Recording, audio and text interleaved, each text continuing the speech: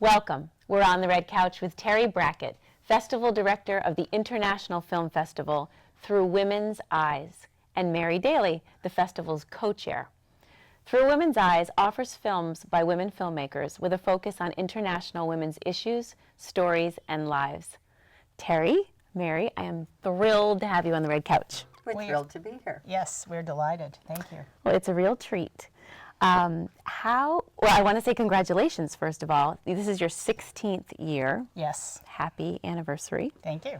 And how did you both get started with Through Women's Eyes? It was Terry. It was me.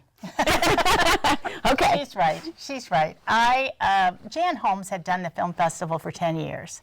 And in the 11th year, she worked with Phyllis Johnson, who is the person that basically arranged the partnership with the Sarasota Film Festival. But both of them had decided they were done, and so I said, I'll give it a try, but not without help. And so I called on my two best buddies, Anne Fries and Mary Dailey, and they agreed, not knowing exactly what they were getting into, and we all gave ourselves new titles, and actually Mary is chair of the festival this year. Oh. And Anne is still the artistic director. That's a very important title. It is. Well, all three of you are doing quite a bit to get this But going. we have fun together, and we enjoy the back and forth. That makes it more fun. Yeah, we worked well as a team. We try not to step on each other's toes. We each have our sort of responsibilities within the festival, and I don't know how Jan did so much. She had a good team, but we worked kind of as a three-part team, all equal. I like that. That sounds a little bit less stressful. You can call each other. We divide up the onerous tasks and take the fun ones together. There you go. Exactly. Perfect. Perfect. So what are some of the highlights for this year? Well, I would say that's a really hard question, Yeah. as you might guess, because I think we're both excited that we have a really solid festival this year. Not a bad film amongst us. And if you talk to the committee, because we have a very large committee of film reviewers, and if you talk to them, each one of them will have their favorite film. But I'd have to say that one of the films for me that I liked, and perhaps it's because of my own relationship with my mother, is A Look at Us Now, Mother, which is a humorous but at the same time serious look at familial relationships. Well, who doesn't have those? Exactly. Exactly. And I'm sure Mary has her favorite. Well, I'm known for liking the shorts. I love the short films. The shorter, the better. When we looked at 245 films this year, except that I looked at the shorts, not the long ones. Terry and Annie look at all the really long ones. And the shorts are just great because they tell such a wonderful story in a short amount of time. I love that. And one of my favorites is something that we talked about today, which is My Kingdom, which is that personal space that you want to have around yourself and not be too close, and how people get into your space. And it's animated. Oh, that's so cute. And the voice is Jane Curtin. Oh, that sounds great. They all sound great. I have looked at your lineup. And we have a younger the potential for younger audiences to like some of our films. We have one that Mary loves a lot because it's 4 minutes. It's called The Emotional Dimensions of the James River, and it was done by a 15-year-old Wow. who combined science and music to tell her story of the James River. It's a beautiful film, and she and her father are both going to be here for the festival. That's wonderful. And she has already done a TEDx talk. Wow. So she's pretty impressive, young woman. I'll say. We have, for the first time, we have a film that deals with an issue we've never dealt with before, which is at-risk teens. And it was done by a woman who is young herself, who's been through it, but she sort of hit the road and interviewed and work to help children, teenagers at risk, who were at risk. And that's called At Risk Summer. And that heads off our Sunday morning festival. And she's coming as well. This is great. You have a lot of people coming. Go ahead. I'm sorry. Oh, no. And then we have a film for those people who like art, which is Whatever Comes Next, which is a story about Anna Marie Mahler, who is an artist who's from Vienna. And it's a story about her and her dog and her passion of art. And there are interviews with her, so her voice is there, but there are also another voice, which are inner thoughts. Oh, that's So you great. get two parts, and again, the director for that is coming all the way back from Switzerland to be here for the festival. What a clever idea. We have 11 of our directors coming for our 19 films, so that's a wonderful opportunity for us to have the directors talk after their films and interact with the audience. That's a great idea. That's such a treat for the audience, too. Plus, at our reception on Saturday night, our filmmakers reception, those filmmakers will be there, most of them, and people will get a chance to mingle with them and ask them questions and really have a one-on-one with them. It's really accessible. Yeah. Your festival's really. And our reception is fabulous because we have great food and good wine. Is it now? And fabulous people, and fabulous women. So how did you become, you're both so passionate, how did you become so passionate about women's films? I think I didn't become passionate about women's films until I knew about the International Women's Film Festival. I really didn't. And I wasn't aware of how hard it is for women to break into the industry. Mm-hmm. And the chance to look at so many films, you just realize how smart the women are and how much empathy they have for their subjects. And that's not something you see in the mass media as much. Right.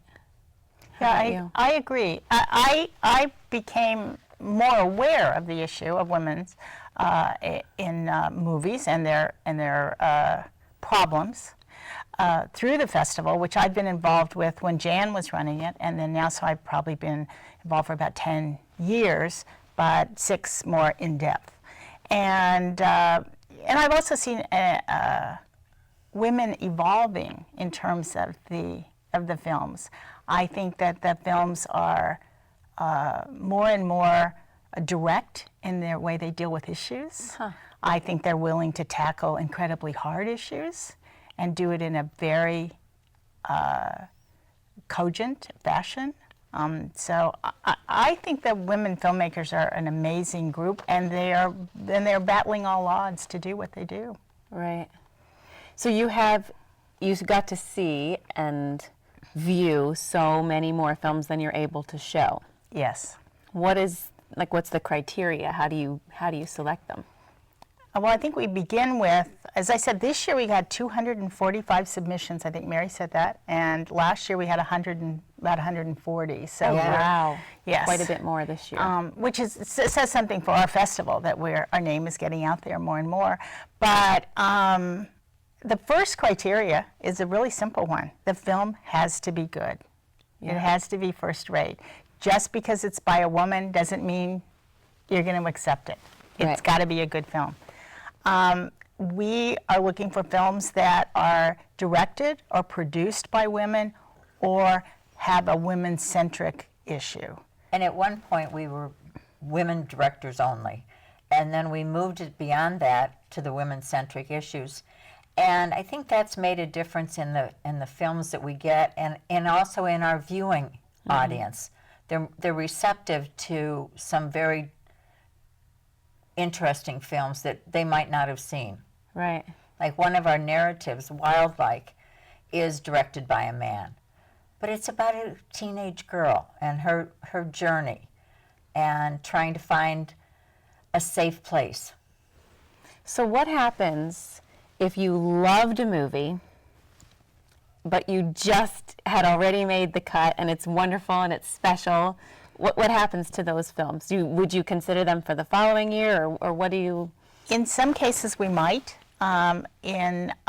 depending on when the film was actually made and how wide the distribution has been. Right. Because one of the things that we don't take films that have already gotten distribution. Right. So that anyone can see them in any theater. Yeah.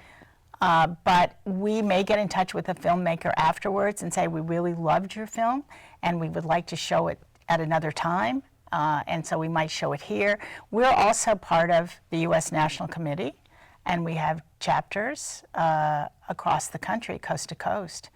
And several of the films might be shown by one of the other chapters, and it might fit them better than us because of we have a certain audience here. They may have a slightly different audience, maybe more college oriented. So a film that we might not think fits our audience, but we think is a wonderful film, we would suggest and work with them to show it in another venue.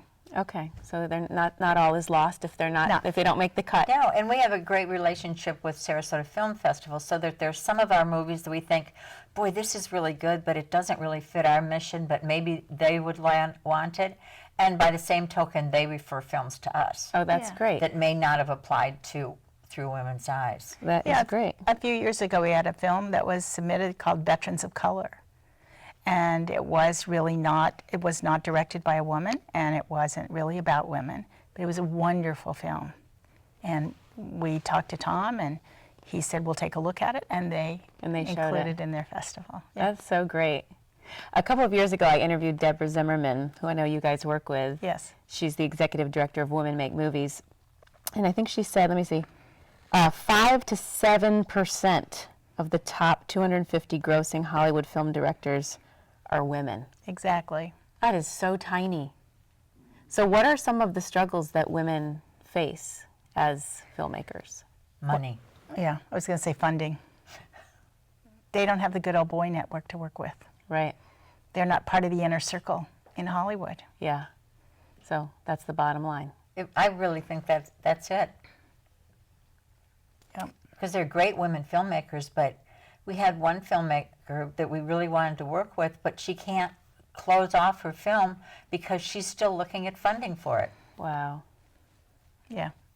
So do people ever submit films to you or the ideas of films and then you send them to someone like Deborah or people that can help them get funding? No, we really haven't done that. What we have done is we have films that we think are really good, and we will send Deborah a list, Women Make Movies, a list of the films because they keep, they have a catalog of films by women.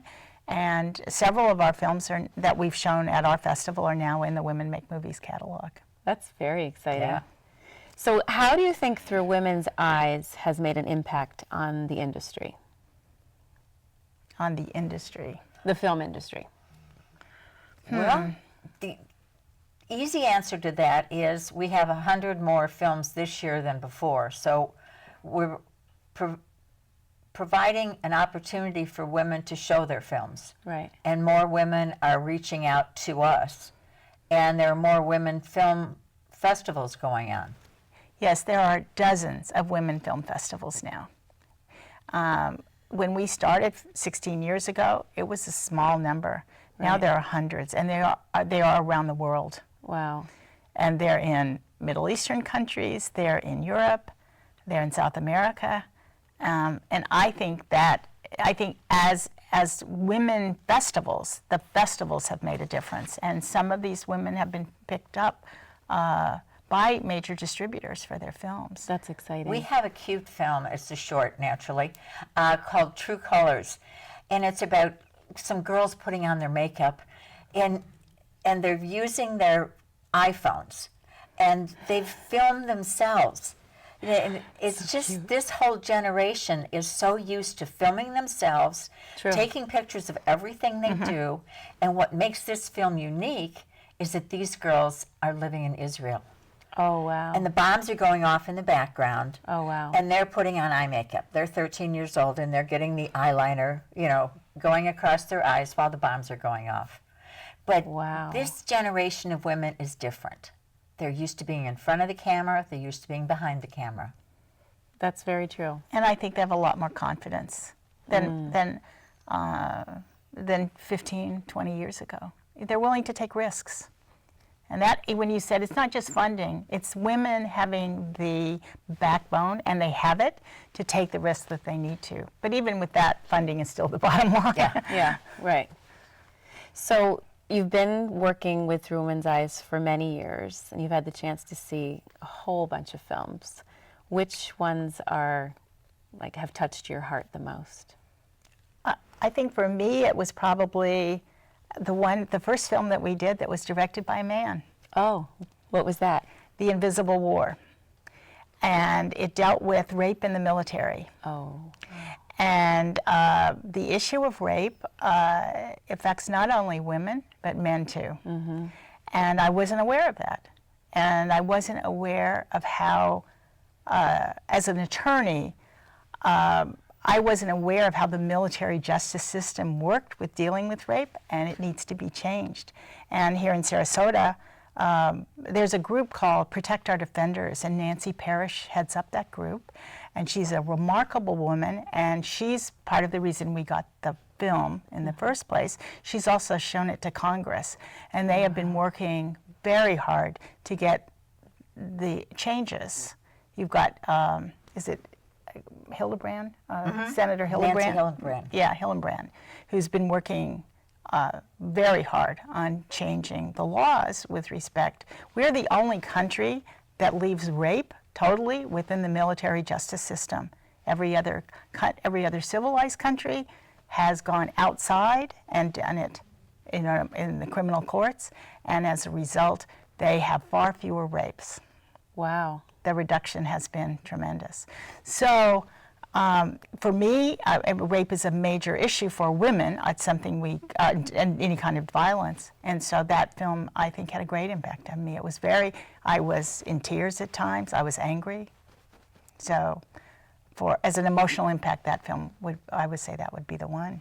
And when I was thinking about that, I was thinking about She's Beautiful When She's Angry, which was one of our films from last year about the women's movement and the pioneers of the 70s and 80s. And I was thinking, this is my history. This is what I did. Right. You know, working for the ERA. And it was remembering so many opportunities that we had and so much history that was made by women. And it was the worker bees. The film didn't concentrate on the people that you know, Right. the Gloria Steinems, which are Right. certainly important, Right. but they concentrated on the worker Behind bees. the scenes. Yeah. And what I was shocked at when I saw the film, I said, that's a friend of mine. That's really fun. Yeah. So how can we as an audience or as viewers of the films, how can we support women filmmakers, obviously going to the film festival? But do you have other ideas of how we can support women filmmakers?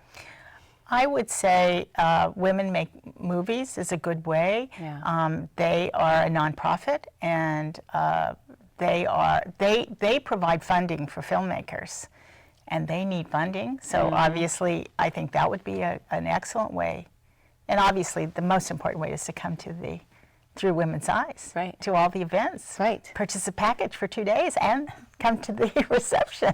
That's so accessible with all these amazing directors and people that are involved with the It movies. is. And talk about the films with your friends and mention it to people that, you know, these are women-directed movies. These are movies about women and important issues. I mean, there's one about women and Ugandan soldiers and how they work together finding peace in their villages.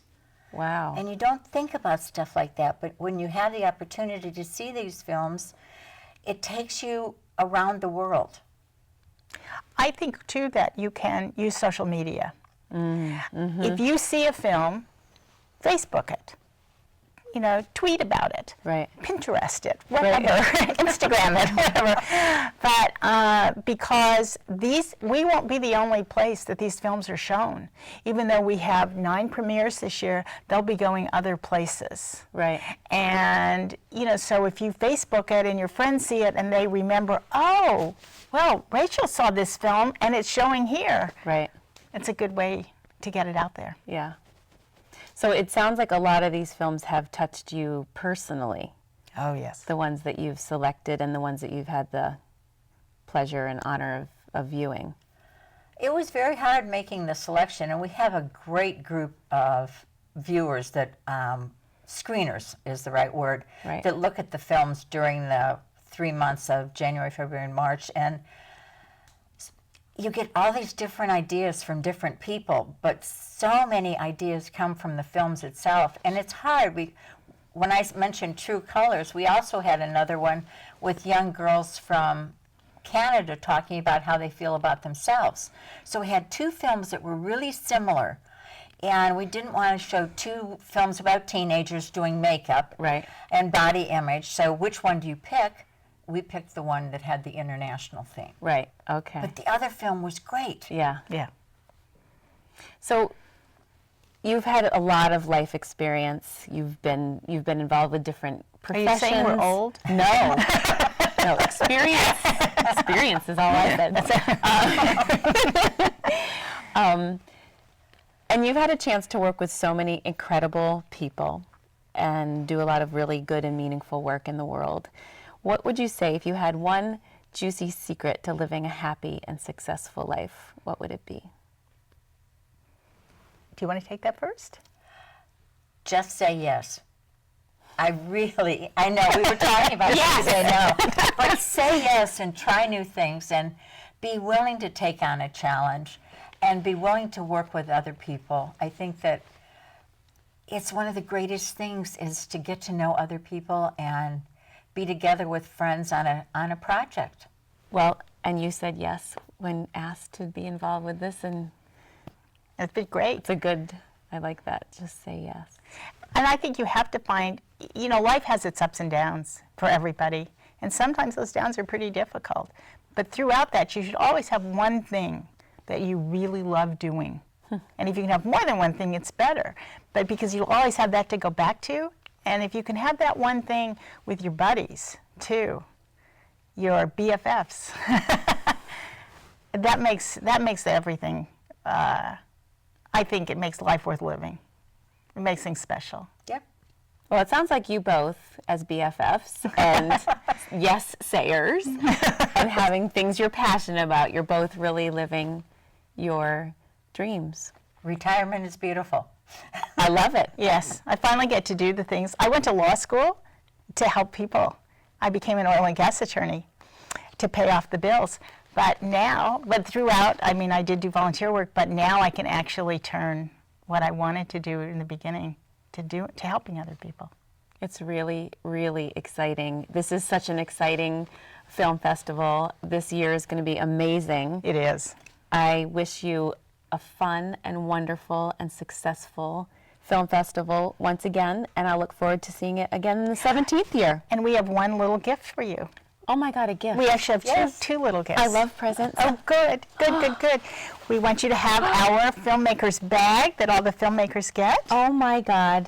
that you can use at the grocery store. I love my present. Thank you. And we have note cards. Oh my God, these This- are beautiful. What is this? What film is this from? It's not. This Oh. picture was done by Zarina Islamovich, who is a student at Ringling. Oh wow. She did this, and if you read the back of you. the cards, it tells you what all of the ribbons and the colors and everything means to her in terms of a strong, powerful woman.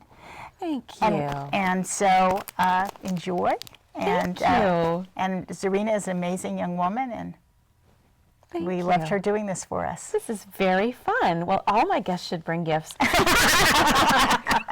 I really appreciate it, and I've loved having you on the red couch. Thank you. you for- We've enjoyed it. Yes, thanks for having us.